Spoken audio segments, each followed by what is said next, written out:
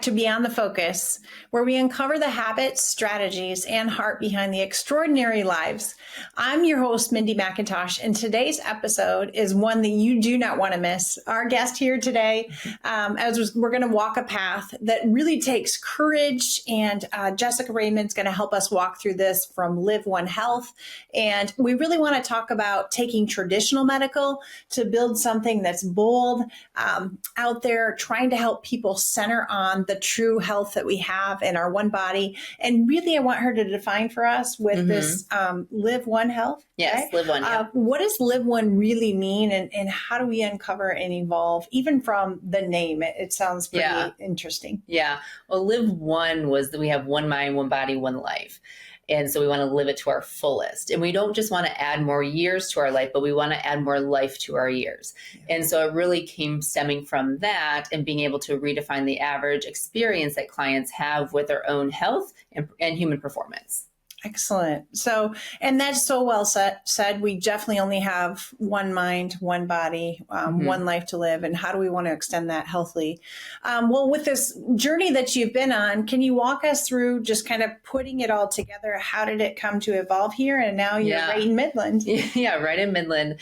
So it really stemmed from, I guess, my whole career. Really, I started out as a CNA in a nursing home taking care of patients with dementia, and going from that all the way to working in an emergency department, level 2 trauma centers, as a nurse, and then as a hospitalist working in a local hospital setting. And I tried to find a defining moment of when I was like, okay, I need to move on from this.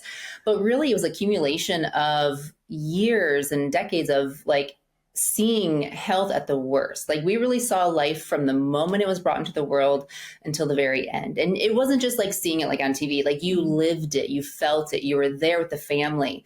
You were consoling them at the bedside when the husband passed away of a heart attack or they're diagnosed with cancer. It's it becomes part of you, and you're I was scared to become that. It comes from a fear of growing older, and we can't be fearful. So seeing 60-year-old people in the hallway crying out in dementia, or 70-year-olds, and we have to give them washcloths to fold to keep them not jumping out of their beds. It was just, there has to be more to this. And I really started to realize we had this sick care system, and we had a healthcare crisis in a sick care system.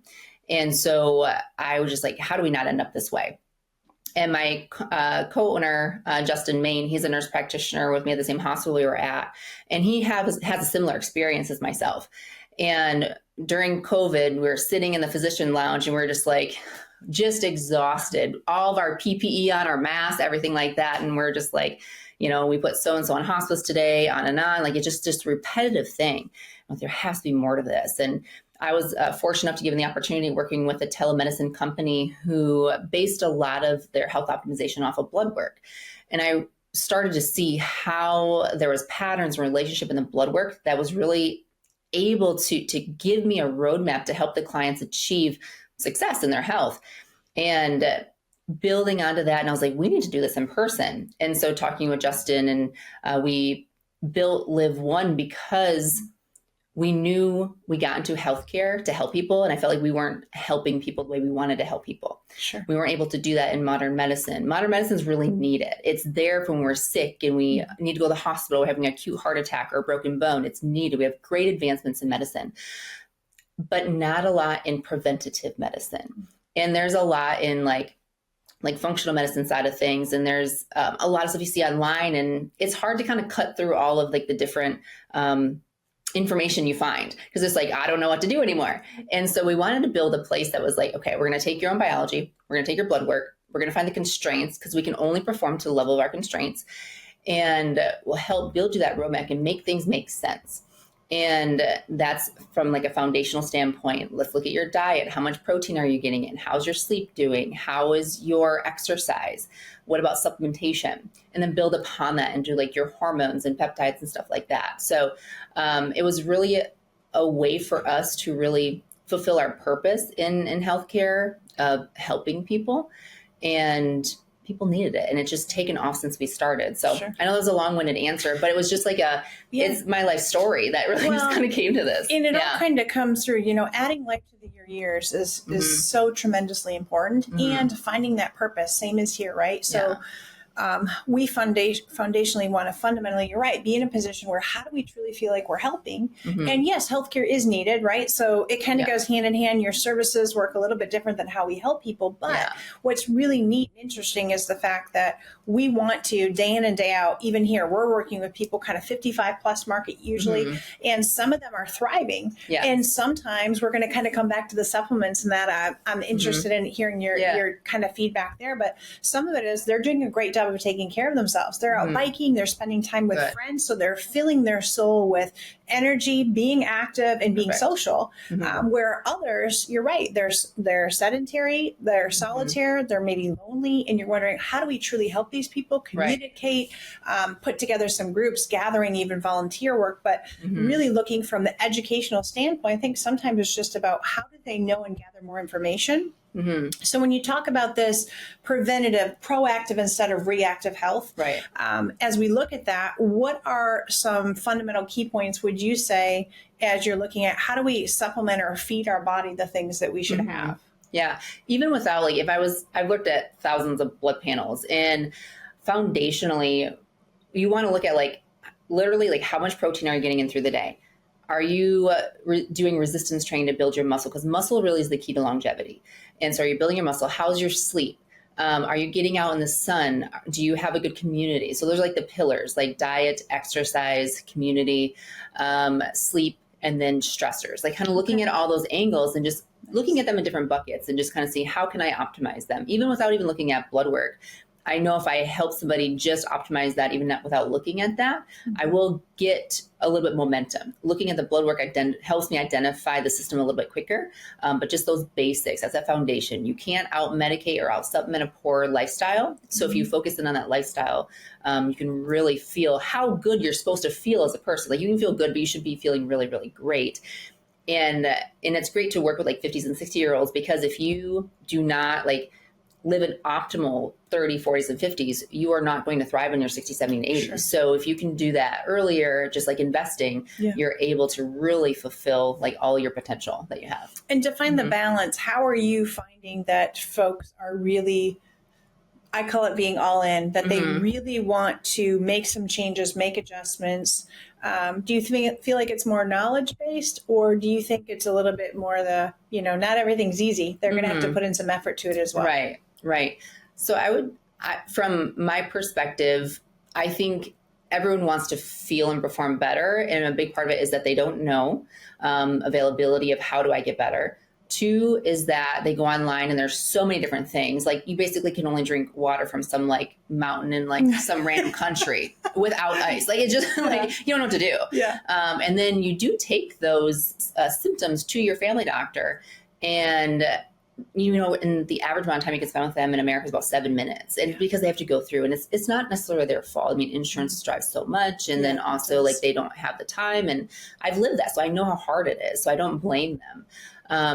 But they also don't have the time to stay up to date on the most up to date information, or and they go on this this is just what it is. You're just getting older. And I feel that's the first thing. If you say I'm just getting older, that's the first sign you need to get something taken care of. I have a lot of clients come into me, they talk to their family doctors. They've gone to a lot of doctors all over the place, and they've tried to research. They just can't figure out the answer. And they're told it's just them. And they start thinking it's in their head, and then they get frustrated. And a big part of it is the 30s and 40s and 50s are a big decades in someone's lives. They're influential because they are likely taking care of their kids and also taking care of their parents potentially. They're thriving in their careers. They're moving up. They're under a lot of stress. They start to not sleep very well. They start to maybe utilize caffeine or alcohol or other things to kind of help handle their stress a little bit. And then that just snowballs into not helping their sleep, and that messes with their hormones. And then men's testosterone drops down, or women are going through perimenopause. And it's this big, overwhelming kind of time for them, and they don't really know where to go. And if they go to the doctor, which they always do, kind of go to their doctor maybe doesn't know what direction to kind of put them in. There's a lot of good ones, good providers around it, even in this local area, that do help them, but sometimes they're just a little bit, they don't know exactly what to do. And I've worked with a lot of them, and it's been a great relationship with a lot of providers, because we view ourselves as like a specialist. We're proactive healthcare, where if they need to go get like an antibiotic or something, they can go there and kind of see their family doctor. But when we can work together, just when you have that community around somebody, they feel supported and they feel like it's not on their head, that it wasn't made up, that they're okay. And so I think then they don't feel they're alone, right? Like, oh, I must be the only one going through this. So we need to hide it or cover it up. And then before you know it, 5 or 10 years have gone down the road. And now they realize this is a much bigger problem, right? So the balloon is ready to burst. And now we need to kind of backtrack about having a plan. Doesn't matter whether it's healthcare, personal health, your pillars, things that we're doing here to help really establish that. Right. Well, what about generational health though? What does that really look like in, like you're saying, okay, between 30s and 50s, this is really an instrumental time frame, but how do you actually react to generational, and how are we feeling like that from generation to generation, or even genetics, that type of thing? Right. So when I talk about generational health, it's kind of similar to generational wealth. So we hear generational wealth all the time.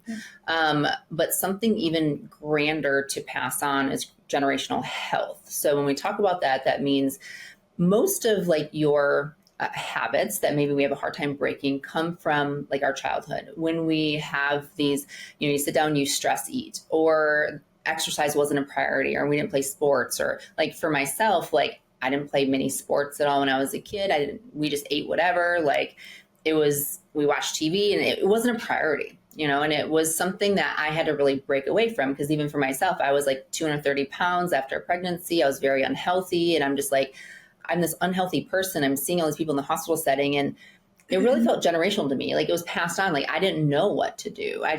Then I just started to work on, I literally went to the gym and like got on a treadmill and listened to motivational speeches. And then it just kind of snowballed from there, because then you start feeling better. Yeah. It was always like you wanted to be skinny, but really we want to be fit. We want to be healthy. We want to have good muscle. So when I talk about generational health, a lot of people, like a lot of clients will say, like, I have diabetes in my family. Is that diabetes from a metabolic disease that maybe there was some genetic component to it, but also was it because you guys had like cake at home all the time? Was it because you had a lot of snack drawer full of candy? Was it that you guys didn't go for walks as family? Like that's a generational habit. So they're bloodline breakers. Like this generation between like the 30s and 40s, I'm really seeing it a lot. They are the bloodline breakers. They are the ones that are like, nope, I'm not going to feel this way. I don't want my kids to have to make this change, because what you don't change, you pass on to your kids. So when we can help them build the generational health, meaning, okay, we're going to have better habits. Like today I had a client say that, instead of like, she's lost so much weight, she's done so amazing. And she noticed that her kids were having, like, they would grab the bag of Doritos and sit on the couch and just kind of eat the Doritos while they're watching TV. And she saw herself as a child doing the same thing. And she goes, nope, where she took the bag, she did a couple of chips in there, and this is what you're going to eat. And the bag is up here. And so like that little change, that's generational health to me. And that's the only way to make changes. You have to impact the world in your own home. And you do that by making those changes in your home and showing the kids like exercise is needed. You need to go to the gym, that is a regular routine. So it's not something that they have to fight against. Right. So when we talk about generational health, it's, yes, genetics is a part of it. Your epigenetics are way more of a part of it, in my opinion. Like genetics, yes, you have the potential, but the epigenetics, everything around you in your environment really creates your health over your lifetime. So, and it's great to know, because it's even in our household. I have 3 younger daughters, 11, 13, and 16. And it always still sometimes feels like somewhat of a struggle. So that's why I like having podcasts, because it's like, you know what, we are going to exercise. We are going to do things outdoors as a family. And when you're getting rewarded for special things, it's fine if a grandparent wants to take you out for a treat, but our reward is not having a snack treat. Right. Our reward is going to be doing something different that's fun. We're going to exercise, go do something, find a new function, talk to someone new, and share kind of what's happening. And I'm from the same frame point of what you're saying. Yes, we need to just kind of look at what are we eating for proportion sizes. They don't need to measure things, but I don't want them just eating mindlessly out of a bag, because any of us are going to eat more than what we naturally would have if we just put it in a plate or a bowl. And then that way we are who we're around. whether it's in an office setting, family setting, atmosphere, friends. I think whoever we spend a lot of our time with, we start having their own natural habits. You're right. sure. And we keep passing that on. So continuing to educate and walk through what is the new norm, and you feel better. Yeah. Yeah. You know, you eat all the sugary snacks and then they crash. And Exactly. you wonder why they don't feel well. Good. Exactly. And like kids aren't going to really listen to us very well, but they watch what we do. You know, they're going to follow you. Like when I have a 9-year-old and I went for a run and he was on a bike ride and I like stop and I was like, okay, I catch my breath. He's like, Mom, you better start running again. You know, so like they see what you're doing and that's that generational change. Cause I know he won't have as much of a hard time as I have had to change my lifestyle around. Sure. And it's things like simple things that like prepping my food, making sure I have protein at every meal, making sure that it makes sleep a priority, going to the gym, like building muscle, like all of that was something I was never taught, but that's okay. I wasn't taught that. My family didn't know that. So then this is something that I learn and I pass on. And thankfully, like that's that bloodline breaker. That's that generational change. We don't have to end up with diabetes. We don't have to like have hypertension. We can fix a lot of that with lifestyle. And it's not just that we need a medication. We just need to improve that lifestyle and we'll continue to. It is so great for the listeners to know that too. Like, hey, it's not too late. It's never too late. So you can start today with whatever it might happen to be new. I grew up on a family farm. So obviously my upbringing was nothing to do with going to the gym. It was like, go outside, do some hard work and come in and you ate a lot of mashed potatoes. You did. I was married to a dairy farm for a long time. So it was like mashed potatoes, like steak. Like, I mean, it was great food. But I was like, we need to change this. So I just like that the listeners, there's definitely still time to make adjustments and learn and grow. And we're all learning every day. Absolutely. Like there have been studies like when do you start decline in your health? It's not until like your 70s. Like if you're in your 50s, you still are young. Like you still are young. You're still able to make changes. Like I take care of a lot of 50-year-olds and maybe they're a little bit behind the 8 ball, but like they still are able to make big changes and they can thrive and feel so much better. Especially with like men and their testosterone, women optimizing their hormones and not just their hormones. A lot of times it's just always about menopause or perimenopause, but with their thyroid and insulin and everything else, they're able to really help improve how they feel and perform. I really think one of the most, not surprising, but like one of the greatest side effects of optimizing your health is making more money or making a new business. So I usually see that a lot of times. Okay. So and about how much timeline changes too. Obviously they're having more confidence and they are going to feel more resilient to do more things too. What's the timeline to, generally speaking, the people that you're working with to start either noticing or feeling better? What are we kind of seeing there? Yeah. I mean, everyone's going to have a different starting point, but I really like within 3 to 6 months. I mean, you can almost do anything for 3 to 6 months. And that's all I really need. It takes, I think, 66 days to build a new habit, like it's the kind of the stat, whatever. But really within 3 months, I see it in the labs. And it's one of those things that the lab work builds momentum and all we're looking for is momentum. We're not looking for a 30-day shred. We're not looking for anything this is lifelong health. And looking at the lab work allows for a non-scale win. And so a lot of times, we're looking at the scale as our own victory. But when we can see you literally reduced your insulin by 50%. You reduced your cholesterol markers. And sometimes I have to look, did I put this person on cholesterol medication? And no, their labs were so much better. Everything was much better. They didn't need cholesterol medication. Or it's just really 3 to 6 months. I really do see that change. Are they to their goals? No, but they're way further ahead than they had been. And they're more confident. They walk into the office with their shoulders back a little bit more. They're more present in their home. And I love taking care of men because they are the providers. We got to help men be their masculine energy as much as they possibly can be. Sure. When they can be in their masculine energy, they can help their women be in their feminine energy. It just makes everything kind of more stable. And I love hearing them say they can be more present with their kids. They can be at home, and that's within 6 to 12 months.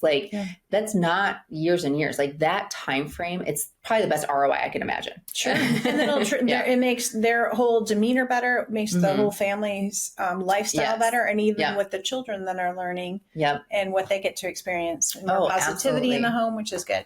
Yeah. So really at this point, at what point do people say, okay, I'm going to quit. We're done here. How does that work for the folks that you're working with on this pathway? Do they quit once they start getting momentum, or do any of them feel oh my gosh, I'm in such a rut. It's been a few weeks. I see nothing. I'm done. I've tried this. It doesn't work. Yeah.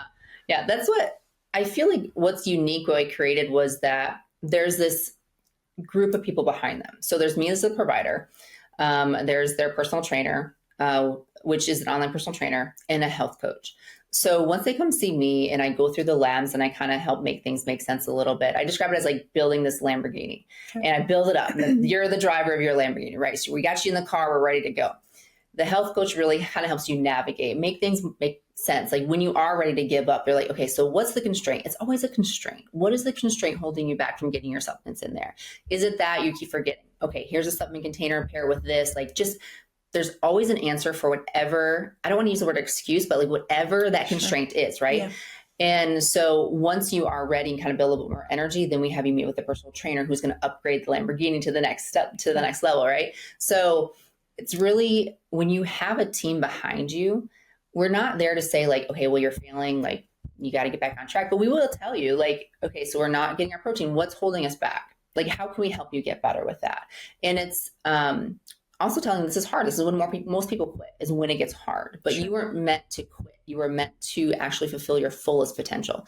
And so it's having us three there together. A lot of times we'll see like personal trainers and health coaches reading blood work online, and the value of blood work is in the interpretation, but you'll see them reading blood work and stuff online, trying to build their healthcare program, which can be helpful to some degree. But blood work and all the time and energy that I spent through, like, you know, my schooling and everything, like my experiences really add a ton of value. It's a full-time job. And so is being a health coach, and so is being a trainer. So when you pull all them together, it's like they'll come in and they'll tell me, well, I don't have a lot of, like they'll tell the provider, I don't have a lot of energy. I'll meet with like the health coach or the trainer. Okay, how is their protein going? Like, how's it going? What do you think of that? And so I don't have to think. I already do think about it, but like I can talk with them. How have they been doing? How's that accountability? And then I'll come back, well, your trainer say you've been doing this. Let's make that little adjustment here, or something's going on my end, and I'll talk with them and they'll make adjustments there. So it's supposed to be hard. We're supposed to do hard things. We can live in a life where everything's easy. We can like get Uber, we can like watch TV, and like we can go on like ChatGPT, we can go on Google, we can just basically just sit behind our computer and like have everything brought to us. And so we're in a realm where it's a little bit easier. So you're supposed to do hard things. And on the other side of those hard things is progress. And all we have to do is keep showing them that momentum. If we show them you made this change in your labs, because a lot of times they'll think they fell off the wagon. We're like, no, look at what you've done so far. Let's go. Let's go.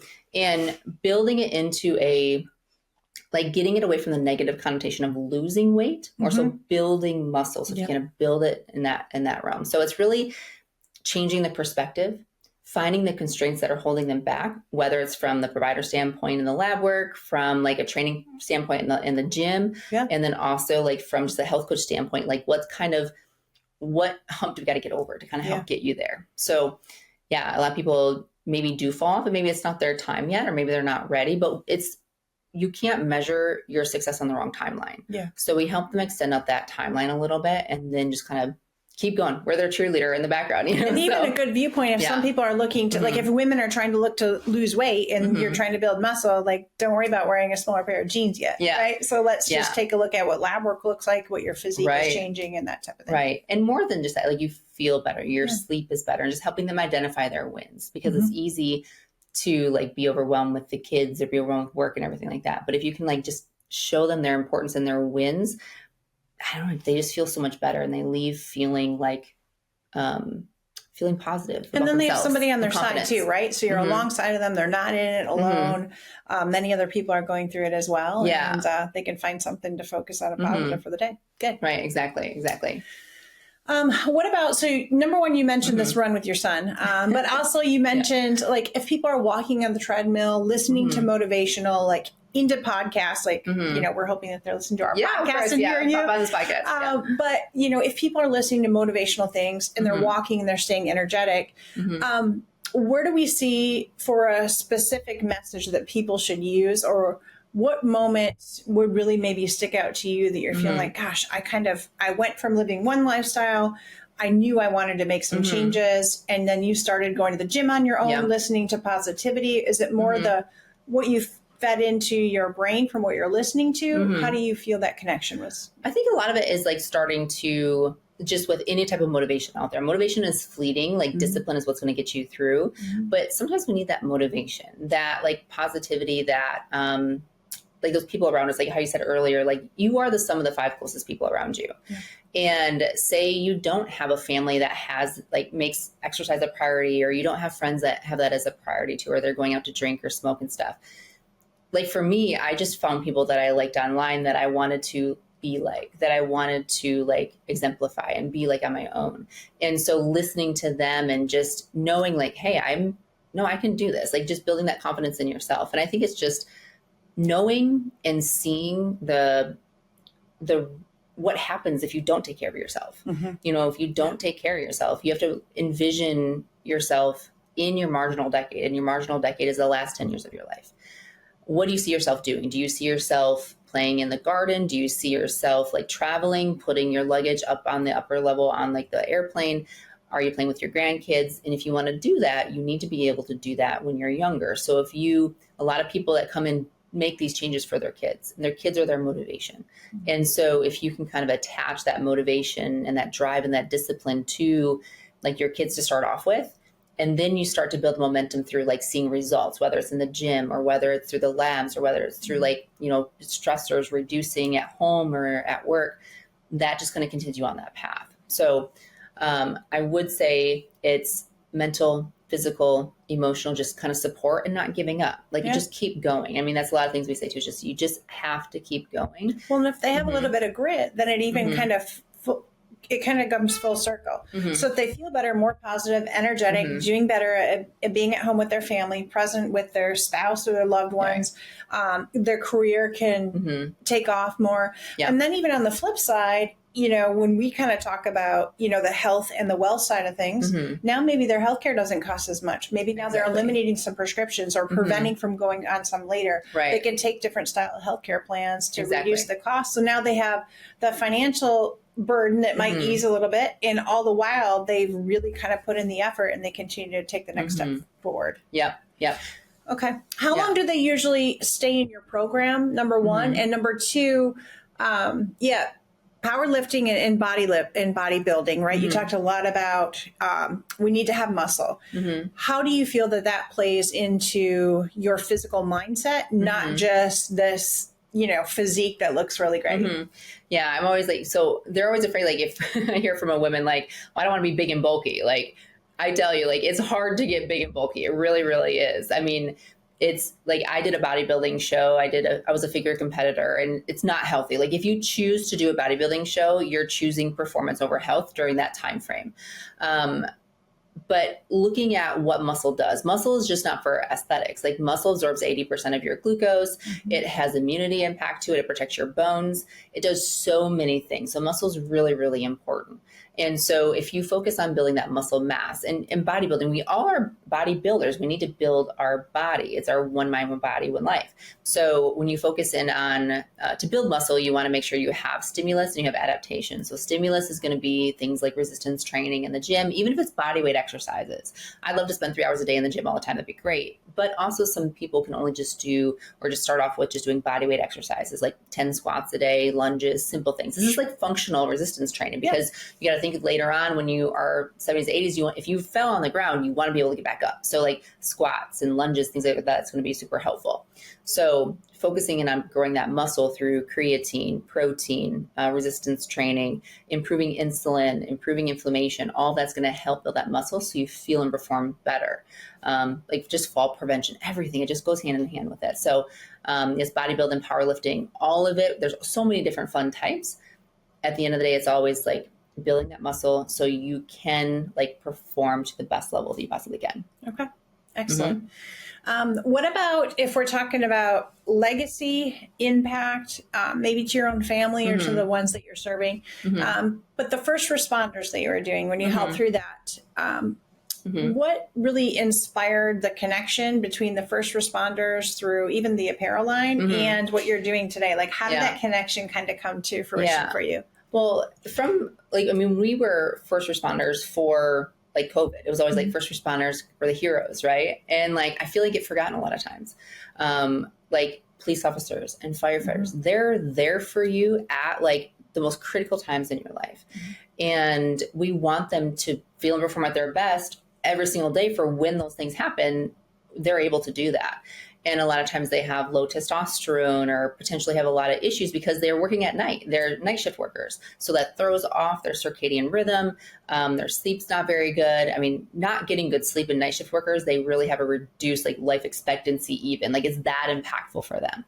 And so if we can help them in any way, like when they come in, we give them a little discount on our consult, but that was part of our just a small like apparel line that we just started for this frontline fund because we want to, they don't make a lot of money either. Like, you know, a lot of police officers and firefighters, they don't make a lot of money to invest. They want to, but it's hard for them to do that.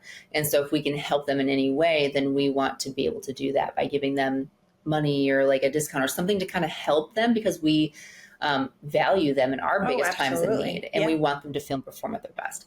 A lot of police officers have come in and thankfully taking a lot of good care of them and because they have a stressful job. I mean, that's so stressful. I mean, when I worked in the emergency department, a lot of police officers and EMTs and everything would come in there and they're sweating. They're all like, they just have worked super hard. They've done chest compressions. They've had to like tackle some random guy, you know, like it's all over the place. So you want them to not be hurt. You want them to feel their best. So they're there for us as long as they possibly can and for their families. How does the community participate in this apparel line or support that? We have a apparel store that opens up like once a month. So we put new designs and stuff in there. We just started doing this. So just kind of starting to build this frontline fund out there and hopefully it'll take off and us be able to help more and more frontline like officers and police officers and nurses and stuff. So just kind of building that up and I guess when I've set up my apparel line, like buy some apparel, you know, wear it proud, you know. That's right. Because they definitely are there in need at a very specific time that like we're in a pinch, right? Right. 1,000%, you know? Yeah. Okay. Well, that's all inspiring too, even just branching off of what you're doing to help folks and then really instrumentally even trying to help others in the community that we know are instrumental to helping us through a path. So if one of the folks or one of your clients tell you, gosh, you've saved my marriage, for example, or I want to relive again, I really want to live the life that I'm designed to live. Or, you know, we hear a lot about when I get to retirement, these are the things I'm going to do. Like they're almost waiting until this time. We want them to be able to do it now. How do you hold space for like this kind of transformation? What do you share with them? And how do they really stay on track, grounded, you know, pen to paper of having things kind of mapped out? I think it's the continued communication that we have with them because it feels so good for us as providers when they come back in and say, you saved my marriage. I never wanted to live until now. Like those words are like, they give you goosebumps because it's like, holy cow, you know, that you made that impact on them. And so when you're able to do that, we talk about like what we want them to identify, like what has improved. Like we also want to like what maybe hasn't yet or symptoms that hasn't improved, but tell me a success that you've made on a daily basis. Like, tell me a win that you've had this last week.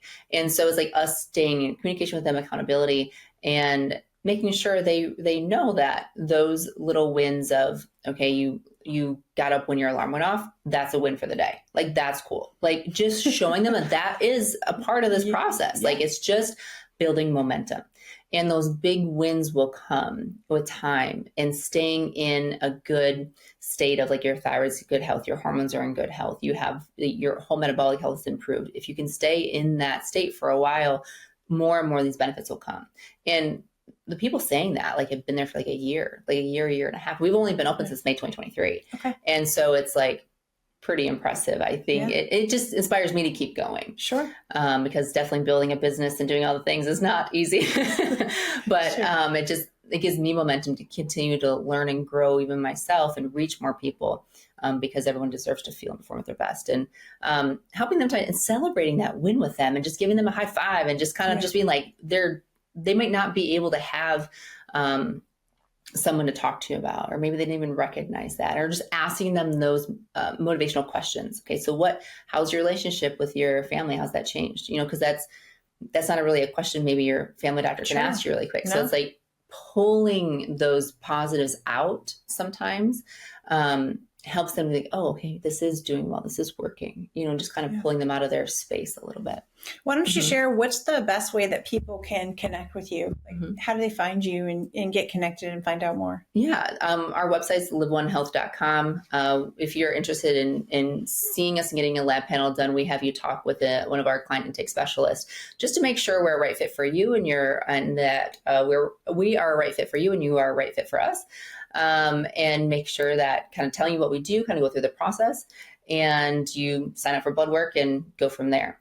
But LIV1Health.com, date to the website soon, or just calling our office as well and just kind of chatting with us. Okay. But growing our social media and stuff as well. But it's hard to kind of grow the business and social media at the same time. But we're getting there. But people getting to ask you more questions, right? Because if you give your clientele, or even on a call with you, what are 3 questions, maybe even that you ask your physician when you go in? What are 3 questions that people should be asking their physician in this very limited amount of time that they have with them when they're going to their primary care? Yeah, that's a hard question because there's so many.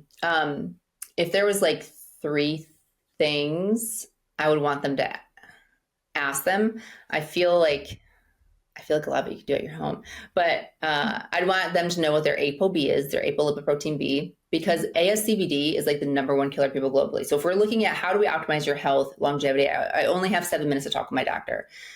If you have something like major going on, of course, talk to them about that first. But if you want to live as long as possible, and we have to look at what is the #1 killer, that's stroke, heart attack, vascular disease.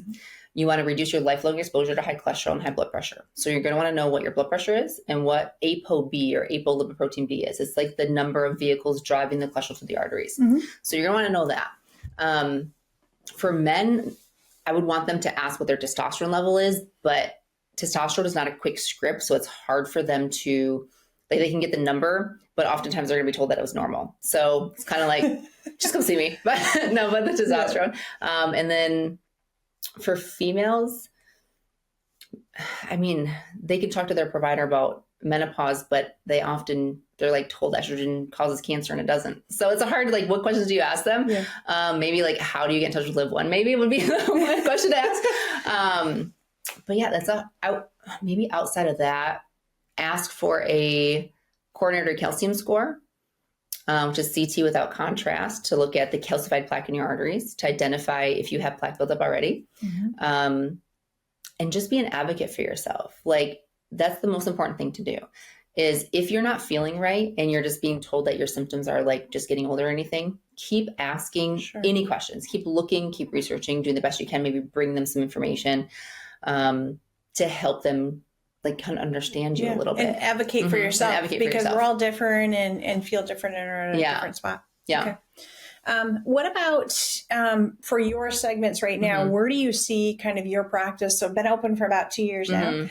Congratulations on that. That's excellent and exciting of how you're trying to really care about people and walking alongside their education. Where do you see the company kind of going in the next even 5 years, would you say?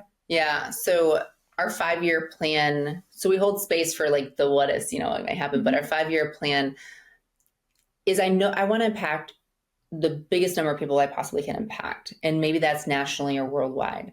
I really feel like that's possible. And so in order for me to do that, I want to be able to build like hubs in very popular areas throughout the country, like Las Vegas or North Carolina or Texas or Florida, and build a program that I can help like personal trainers, health coaches, and providers go through like a certification type program, and then also come to those places, those staple areas, and have a clinical experience like we did in like nurse practitioner school and stuff. We go and do clinicals. You go and do your boots on the ground. You are there, you're learning and you're understanding on a daily basis what's happening, what goes on with these labs, because lab work and hormones and like cardiovascular health, like all of it's complex. So I want to be able to build a legacy by impacting providers, because if I impact providers and health coaches and trainers, I'm going to be able to help impact more people that I just can't reach. So that's the 5-year plan, and we keep going and going and going and getting there. So that's our biggest plan, and hopefully be able to have a provider in every state that has been a part of LIV1. So building that and just more education. showing patients and clients that they have their symptoms are real, that they can perform at a higher level, and show them how to get there and be there with them. And hearing your personal story, Sam, right? So like where you're at, how you had to kind of change even your own lifestyle. Yeah. What's some of your just like even routines, right? So what's your, some people like to hear what's your morning habits? What's a traditional morning look like for you? Yeah. Well, this morning I got my blood work done, so that was good. I didn't get to eat anything. But normally like an AM power smoothie. So I just call it AM power smoothie. So basically it has like 1 to 2 scoops of protein powder. And I have my 9-year-old son make me this because it's this easy, right? So get them involved. So 1 to 2 scoops of like a protein powder. I'll do 5 to 10 grams of creatine monohydrate. Sometimes I'll put a collagen in there. I'll use like a frozen like vegetable fruit mix and mix it all together with a little bit of water. And that's your AM Power smoothie with your supplementation. Basic supplements are always going to be like a good multivitamin with some methylated Bs in it, omega-3s, vitamin D3, K2, and magnesium. And for females, like a progesterone or even like a testosterone as well for in the evening time. But AM wise, your AM Power smoothie, get at least 50 grams of protein in before 9 a.m. potentially if you can. I have to have targets. Like if I don't have it before 9, I am not getting it in. So like maybe I have to put those constraints on for me, or I know I'm not going to do it. So like if I have 9 a.m., I get that done. And then we have a walking pad under my desk. So I sit at the desk a lot. I do a lot of Zoom calls. I talk to people all day long. And so I need to get my steps in. So I usually have a pedometer, just like an old school pedometer, $15 on Amazon, and just making sure that I try to get enough steps in. And enough steps is different than somebody. Some days, literally my steps I just try to aim for more steps than my calories. Like I'm just trying to aim for that. But at least getting like 6,000 to 8,000 steps is ideal. So building your environment to help you reach your goals is like non-negotiable. So making sure I get the AM Power smoothie in. If that doesn't work, I get my boyfriend makes me an egg or something, just something. You have to have something there and ready to go and have your set times to get it in. And then through the day, just making sure you have protein at every meal. And on Sundays is probably our biggest hack, is always making sure all of our proteins are made on Sunday. So all of our hamburger, all of our bison, like I love making, Stan Efferding has a monster mash. It's basically bison, frozen vegetables, bone broth, and some jasmine rice. Make it all up, and then you have it available for the week. You just have your proteins ready to go. And you just pull it out of the fridge and take it to lunch with you or for dinner. And then have a carb with it, depending on what day you're working out. I like doing carb cycling, so it's more carbs on days that I'm working out than not. But and some days fail, but some days fail. It literally doesn't work every day.